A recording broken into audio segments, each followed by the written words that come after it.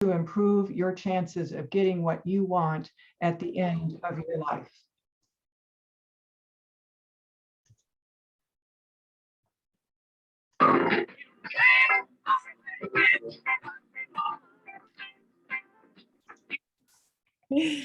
So, why is advanced care planning necessary?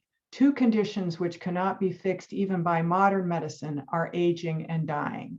Modern medicine is traditionally focused on what is the matter with you and too little on what matters to you.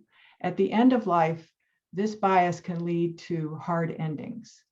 Two actions to improve the odds of having a good ending are executing an advance directive and choosing a healthcare power of attorney. In addition, having the conversation with your loved ones and doctors. From the poll results, it looks like a lot of you have already addressed the first part. We're going to address both the first and the second parts of this today. We're going to discuss all the components of what you need for advanced care directive and healthcare power of attorney today. Next. One overview of one couple's approach to the end of life planning is in this TED Talk called Prepare for a Good End of Life. What would be a good end of life? And I'm talking about the very end. I'm talking about dying. We all think a lot about how to live well. I'd like to talk about increasing our chances of dying well. I'm not a geriatrician. I design reading programs for preschoolers. What I know about this topic comes from a qualitative study with a sample size of 2. In the last few years, I helped 2 friends have the end of life they wanted. Jim and Shirley Modini spent their 68 years of marriage living off the grid on their 1,700-acre ranch in the mountains of Sonoma County. They kept just enough livestock to make ends meet so that the majority of their ranch would remain a refuge for the bears and lions and so many other things that live there. This was their dream.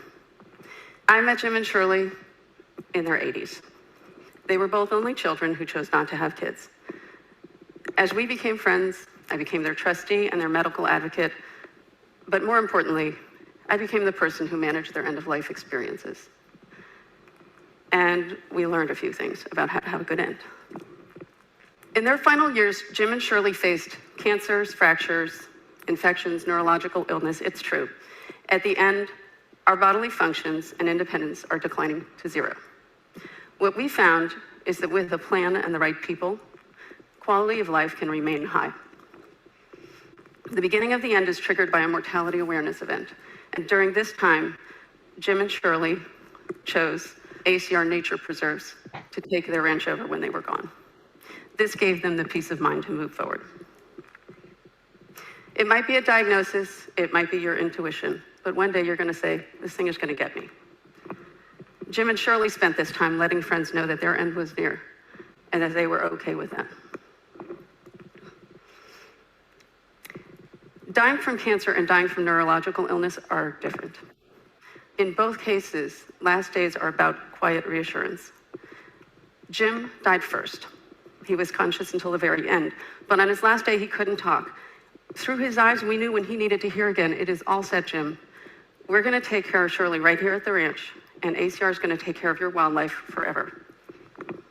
From this experience, I'm gonna share 5 practices. I've put worksheets online, so if you like, you can plan your own end. It starts with a plan. Most people say, I'd like to die at home. 80% of Americans die in a hospital or a nursing home. Saying we'd like to die at home is not a plan. A lot of people say, if I get like that, just shoot me. This is not a plan either, this is illegal. A plan involves answering straightforward questions about the end you want. Where do you want to be when you're no longer independent? What do you want in terms of medical intervention? And who's going to make sure your plan is followed? You will need advocates. Having more than one increases your chance of getting the end you want. Don't assume the natural choice is your spouse or child. You want someone who has the time and proximity to do this job well, and you want someone who can work with people under the pressure of an ever-changing situation. Hospital readiness is critical. You are likely to be headed to the emergency room and you want to get this right.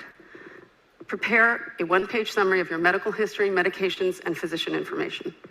Put this in a really bright envelope with copies of your insurance cards, your power of attorney, and your do not resuscitate order.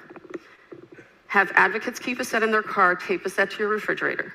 When you show up in the ER with this packet, your admission is streamlined in a material way. You're gonna need caregivers. You'll need to assess your personality and financial situation to determine whether an elder care community or staying at home is your best choice. In either case, do not settle. We went through a number of not quite right caregivers before we found the perfect team led by Marcia, who won't let you win at bingo just because you're dying. But we'll go out and take videos of your ranch for you when you can't get out there. And Caitlin, who won't let you skip your morning exercises, but knows when you need to hear that your wife is in good hands. Finally, last words. What do you want to hear at the very end, and from whom would you like to hear it? In my experience, you'll want to hear that whatever you're worried about is going to be fine. When you believe it's okay to let go, you will. So, this is a topic that normally inspires fear and denial. What I've learned is if we put some time into planning our end of life, we have the best chance of maintaining our quality of life. Here are Jim and Shirley just after deciding who would take care of their ranch. Here's Jim just a few weeks before he died, celebrating a birthday he didn't expect to see. And here's Shirley, just a few days before she died, being read an article in that day's paper about the significance of the wildlife refuge at the Modini Ranch. Jim and Shirley had a good end of life, and by sharing their story with you, I hope to increase our chances of doing the same. Thank you.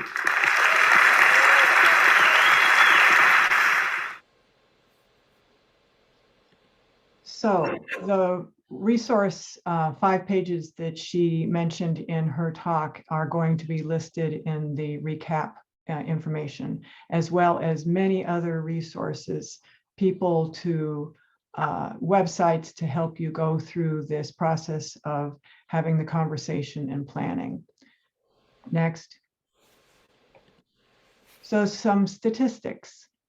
As she mentioned, 90% of people say that talking to their loved ones about end-of-life care is important. About 27% have actually done so.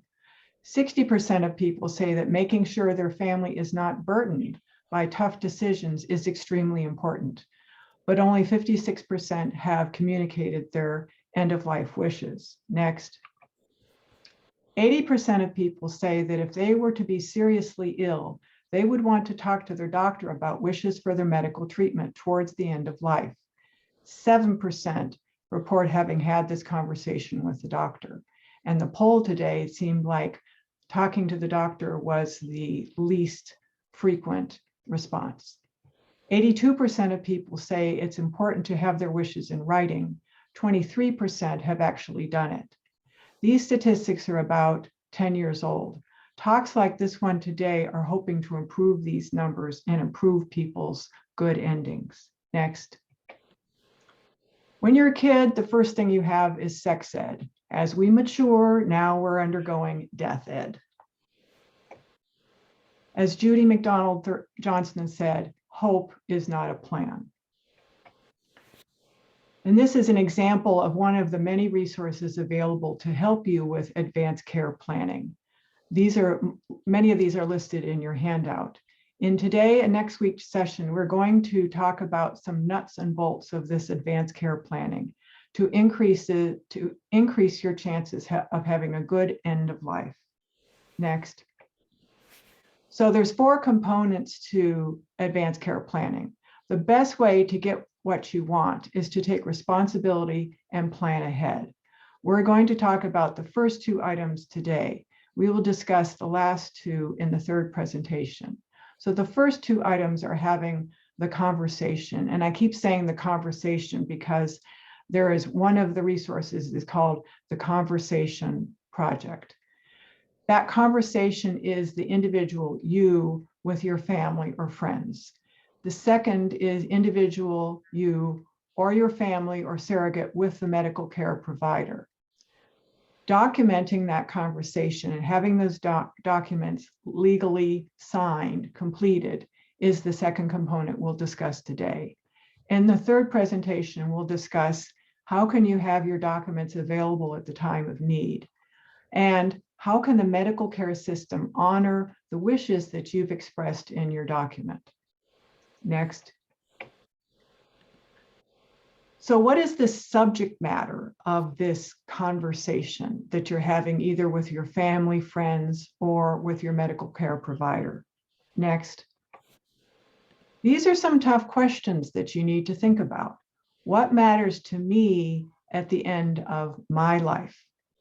When I think about my last phase of my life, what is important? What is most important to me? Where and how do I want to die? What do I want to avoid? Next. Have you pondered these questions yourself? There are no right answers to these questions. There are only your wishes. These may change over time as you mature and your health changes. Next.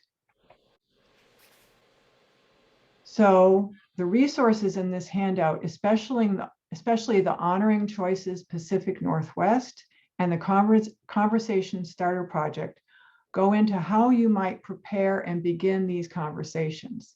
Then you make a plan to follow and when to broach these with your family or friends. To whom do you want to talk? When would be a good time to talk? Where would you be the most comfortable talking? What are the 3 things you want to make sure that you bring up and say? What do you want to talk about? What matters to me most at the end of life is, and fill in the blank. Next. So what might be a good opening line? You could say, I need to think about the future. Will you help me? I was thinking about what happened to Aunt so-and-so, and it made me realize. I saw this program on advanced care planning, and it got me thinking that if blank happened to me, I would want, and just like Judy said in her presentation, you can't tell someone to shoot you. Another response thought might be, for me, a life worth living is where blank. So these are examples of opening lines that you might use as part of a difficult conversation. Or maybe you're very comfortable talking about this. Maybe this is not in your family culture to be a taboo topic. Next. Next is having the conversation with your family, hopefully you've done that, or your doctor. Just even talking about death and dying in our culture can be tough to bring up. This is going to be the first of many conversations with these people. Each person could prepare by reviewing one of the websites in advance, so everybody is literally on the same page. Be patient with both yourself and your loved ones. This is an emotionally charged issue, not to be rushed. Working through these issues now with your family is better than trying to work them out at the end of life when there's a lot of stress. If someone is being coded in the emergency room or in the hospital, I've seen that happen where I was asking the patient's family what they want to do as the code team is pumping on their mom's chest in the hospital. That's not the time you want to make these decisions. And it is also helpful to have all the family agreed ahead of time as to what's going to be, because it's hard for the doctor to talk to the family when 2 of the family members want one result and another member wants another result that may be different than what the patient actually wants. So working all this ahead of time is very much a gift to both you and your family. Some families can have depression or PTSD afterwards if they feel like they haven't made the right decision, or it can lead to a rift in the family if they didn't agree ahead of time. Next. So the next is documenting your conversation in the advance directive.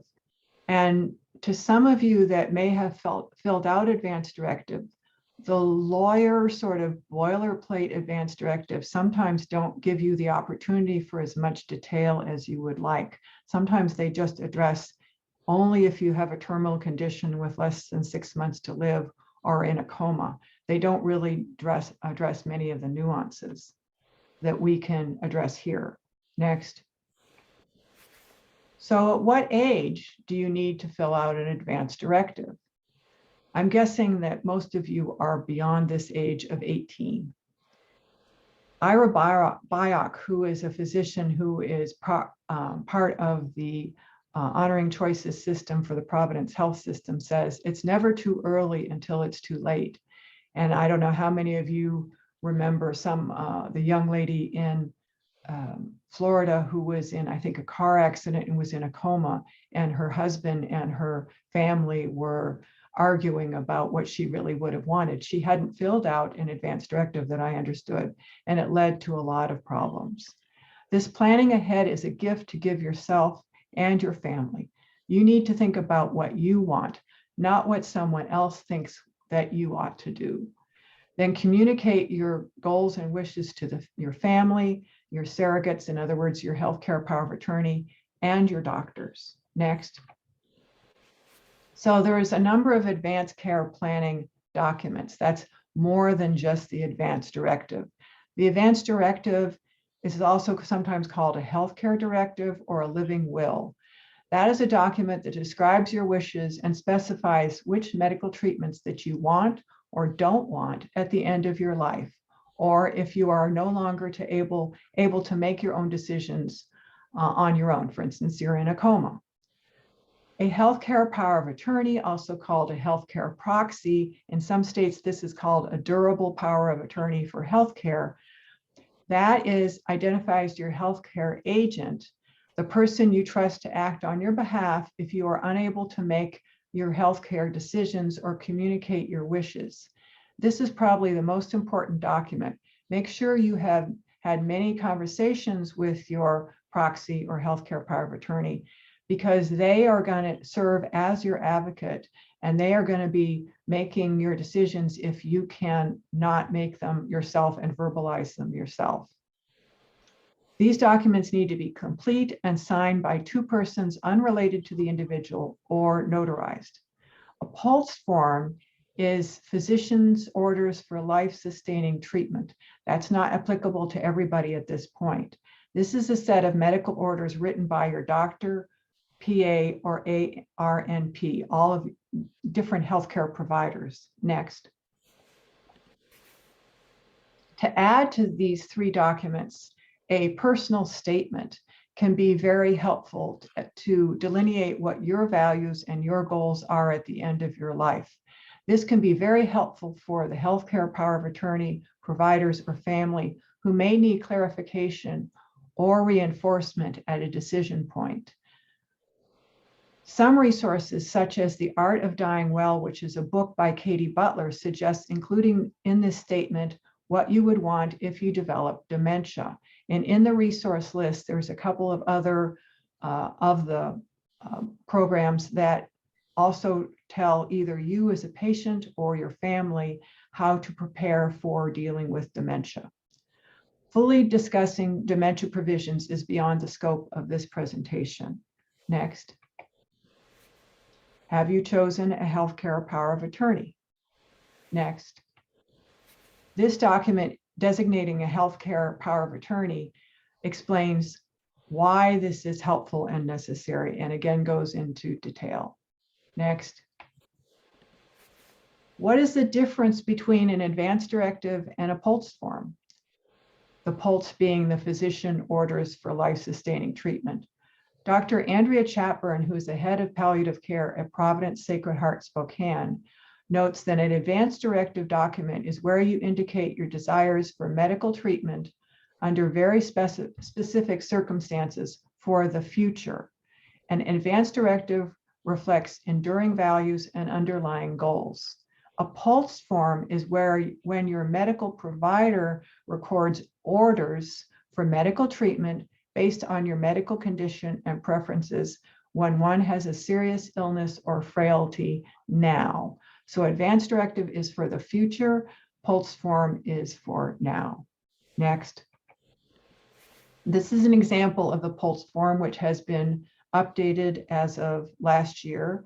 There are a lot of people which go into a lot of work to make this as easily usable and applicable as possible.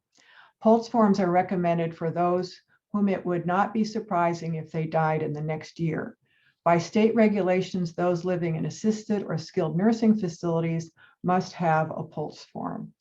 Both the advanced directive and the PULSE form need to be updated and reflected upon as your medical condition changes. So for instance, you may not need a PULSE form if you're young and healthy at whatever age, 50, 60, 70, even 80. However, if you have serious medical conditions at any of those ages, you may want to have a PULSE form. Note, if 911 is called by someone and an ambulance comes, the EMTs, the emergency medical technicians, do not look at an advance directive. They only look and take orders from a PULSE. And I'll talk more about that in the third presentation. Next. Those of you who were here at the presentation 2 weeks ago will recognize the slide. But instead of talking about routine medical exams, today we're going to discuss how you can talk to your doctor about your end-of-life wishes, and these can then be documented in your medical record. Some advance directive forms actually have a space for your doctor to acknowledge your conversation on them, in addition to the progress notes or orders that's in your chart. Next. So what is the context of this discussion with your doctor? You need to realize that this is a paradigm shift for not only you in our culture, but also for doctors and the medical care system. They are shifting from looking at death as a failure of their medical care to death being a normal part of life, just like birth is. It's easier for a doctor to talk about more surgery or more chemotherapy than to tackle the difficult topic of end of life. They're human beings too, brought up in the same culture. Uncertainty in predicting when and where you might die is also another difficult thing for them to overcome. They want to be positive and optimistic and hopeful. So telling you that your chances aren't really good is hard for them too. Providers are taking courses and undergoing training on how to have these conversations with patients, what words to use, how to initiate the conversation. There is more awareness of the movement among patients, among the public, to want to be able to have these conversations. With whom should you have this conversation? Which provider? Usually the provider that you have the most contact with, or the provider most likely to be there at the end of your life. Types of appointments. Until about 5 years ago, this was not a covered visit by Medicare, but now advance directives can be discussed in your your annual Medicare wellness visit for no additional cost. However, if you want a full appointment discussing the advance directive, that can be a dedicated visit, then you would pay a deductible and or copay, whatever is applicable. You can also tack it on to a visit discussing another problem, but you also don't want to run out of time. Inform the office when you make the appointment that this is something you want to discuss, and the medical assistant at the time of your appointment. Next. So you are an official partner in your healthcare team. You need to do your homework before this appointment with your doctor to make that appointment as effective as possible. You need to take responsibility for maintenance and distribution of your advance directive among your physicians, and likely the hospitals too, unless they all share the same computer system. And if you go to a doctor who's outside of that computer system, you would need to give them your advance directive. Also, if you're in a retirement facility or if you have a lawyer, you need to keep their copies updated. You don't want anybody to be acting on the basis of a document that's out of date. Have this document available. Don't put it in your safety deposit box. That doesn't do anybody any good. And there's more about that in the last presentation also. Next. So get ready. How could you do this? You could prepare an opening line. For instance, I want to have a conversation today about my wishes for end-of-life care. You could bring your healthcare power of attorney with you so they could be there to hear what the discussion is, better understand it, and also take notes. Next. So some medical terms, and these are again delineated in your handout. So I'm not going to go into every one in extreme detail, but what is CPR? What is DNR? These definitions address treatment for serious medical conditions, which could affect what you list on your advanced directive or pulse system, or pulse wishes. CPR stands for cardiopulmonary resuscitation. If your heart stops, attempts are made to restart your heart with chest compressions and/or electricity. DNR means do not resuscitate, do not initiate CPR. Please note, this is not like on TV where the guy is undergoing CPR, gets up, leaves the hospital the next day and plays tennis. Next. The actual CPR statistics, even in the hospital as opposed to being out in the public, resuscitations are started more quickly and have the advantage of having medicines, oxygen, being able to put a tube down your throat, and a highly trained team available. So these CPR statistics are much better than if you were out on the street and you had your heart attack. Even in the hospital, out of 100 elderly patients, 49 patients do not survive CPR attempts. 34 die after CPR, but before they're discharged from the hospital. 7 die after discharge, and 39 may be still alive and discharged from the hospital, but have neurologic defects. These are not good outcomes. Next. Other additional medical terms. And again, look at the handout for these in detail. Mentioned are intubation or mechanical ventilation, artificial nutrition, hydration, and coma. Next.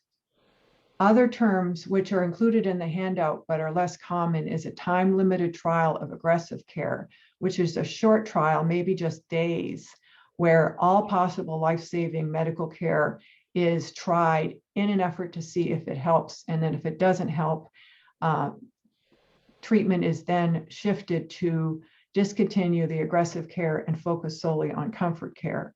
Palliative care is a new specialty in medicine in the last 10 years or so, which is an approach that focuses on improved quality of life of a patient and family with a life-threatening illness. And this can be coupled with curative care.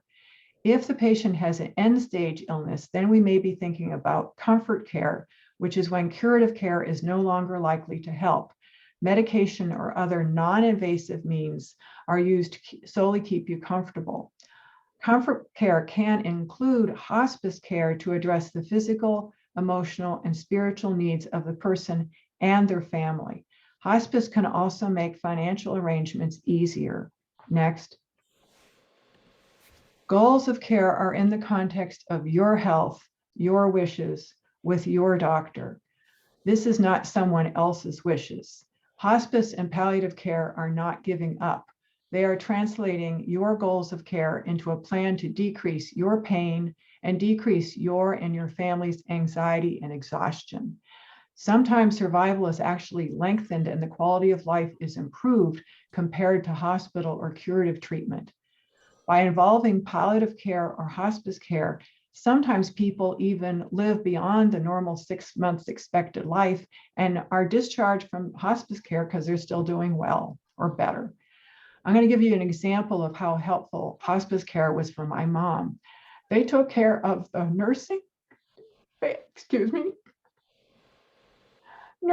bathing, social, and chaplain work so I could concentrate on being a daughter.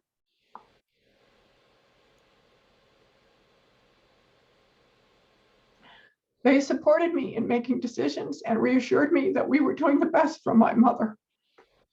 Some of the state requirements of nursing facilities are waived with hospice patients who are given more flexibility. Next.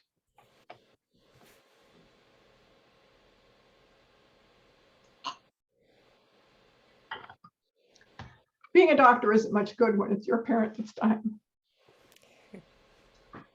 These questions, the questions to ask of your physician, are not in the hand, or they are in the handout, so I won't read them to you.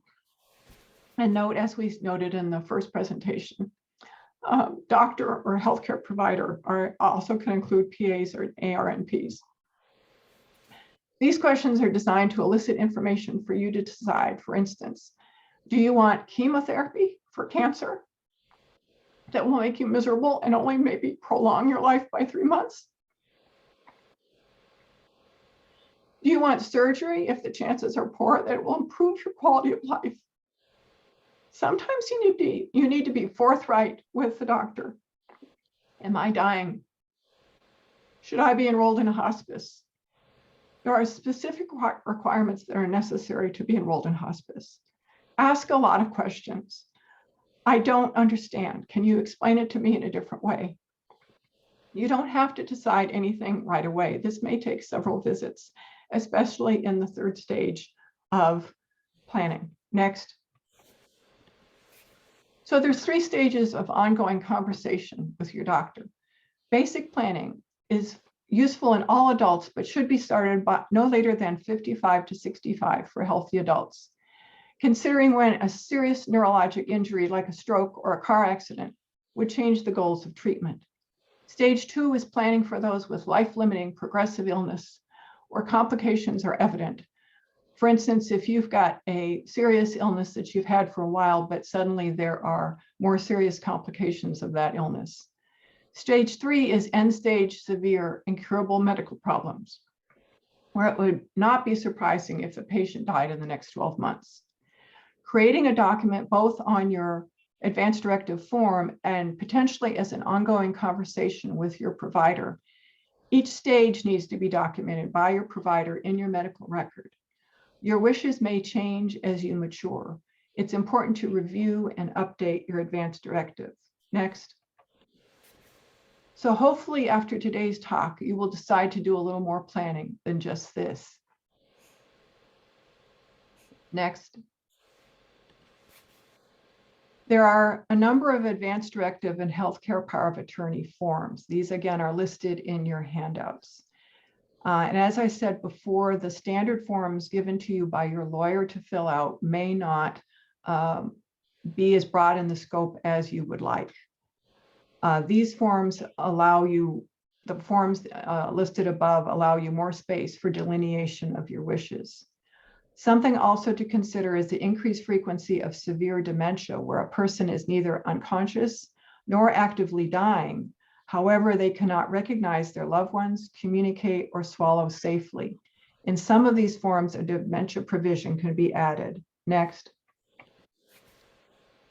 The Conversation Project website also has an additional starter kit for loved ones of those with dementia.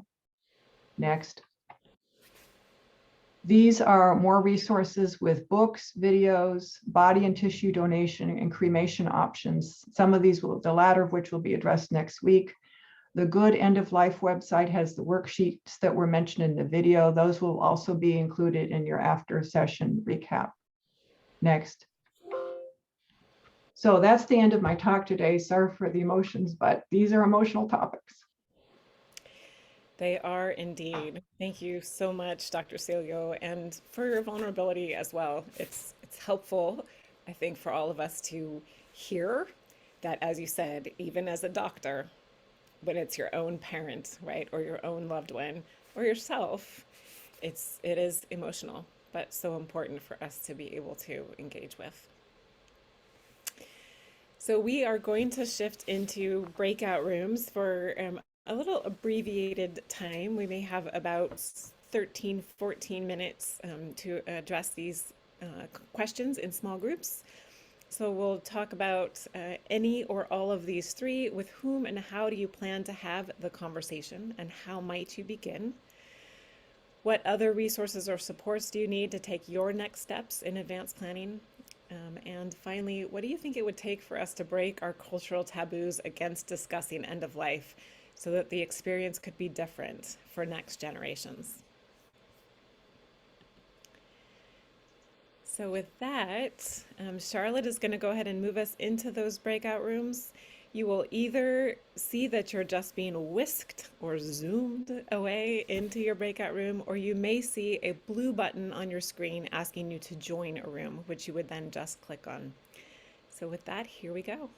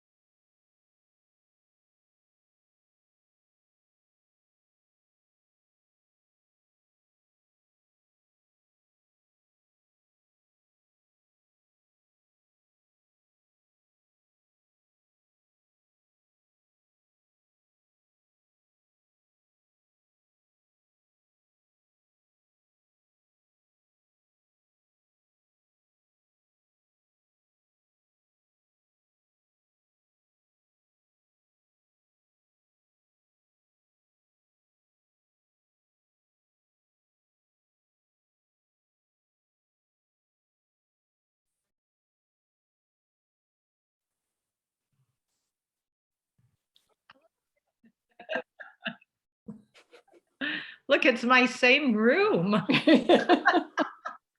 did that happen? The elegant Y. Yeah. Hi, Charlotte. You're the only new person. Oh, wait. There we There go. we go. So, okay. We're back. Back. So hope that everybody had a powerful a discussion in your groups as I experienced in the group that I was with. As we get ready to close out today, just a few reminders. We will have Dr. Cilyo back next week. She'll be doing her final session of our 3-part series and be walking us through preparing for medical emergency visits and making a grab and go file, and then understanding what happens when you call 911. We were here 2 weeks ago. Dr. Cilyo gave us some adult homework and asked us all to pull together a list of documents for the grab and go file. If you weren't here, you will receive another copy of that list in this week's recap, so that you'll have an opportunity to still get those documents together. Breakfast Cafe, as a reminder, we always invite you to join the Friday morning Breakfast Cafe. A less formal engagement. There's not a topical speaker, but it's an opportunity to deepen connection and get to know each other better and build community. If you're interested in checking it out, put your name and Breakfast Cafe in the chat box, and Janelle will send you an invitation.